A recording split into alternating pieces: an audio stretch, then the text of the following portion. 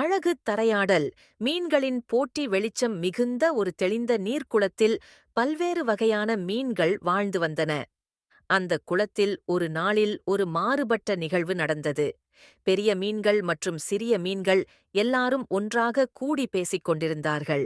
நாம் யார் அழகான மீன் என்று ஒரு போட்டி நடத்தலாமா என்று ஒரு பளபளப்பான சிவப்பு மீன் முன்மொழிந்தது.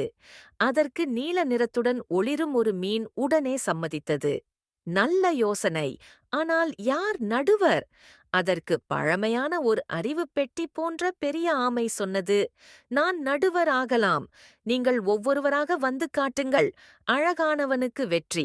போட்டி தொடங்கியது. முதலில் ஒரு முத்து போன்ற வெள்ளை மீன் வந்து சீராகச் செருகிக் கொண்டது. என் நிறம் மிகவும் அழகு என்றது. பிறகு ஒரு நீல மீன் வந்து, என் இறக்கைகளின் பளபளப்பு உங்களுக்குத் தெரியுமா என்று சுழன்றது. ஒரு வெள்ளை நிறக் கோடுகளுடன் பச்சை மீன் சொல்லியது, என் கோடுகள் மட்டுமல்ல, என் நீச்சலும் தனித்துவமானது. அத்தனை மீன்களும் வந்து தங்கள் அழகை காட்டின. கடைசியாக ஒரு சிறிய கருப்பு மீன் வந்தது. நான் அழகானவனா தெரியவில்லை, ஆனால் எனக்கு மகிழ்ச்சி. நான் யாருடன் இருந்தாலும் மகிழ்ச்சியாக இருக்கிறேன் என்றது. அந்த பேச்சைக் கேட்ட ஆமை சிரித்தது. உண்மையான அழகு மனதில் இருக்கிறது. மகிழ்ச்சியான மீன்தான் மிக அழகானவன் என்று சொல்லி அந்த கருப்பு மீனையே வெற்றியாளராக அறிவித்தது.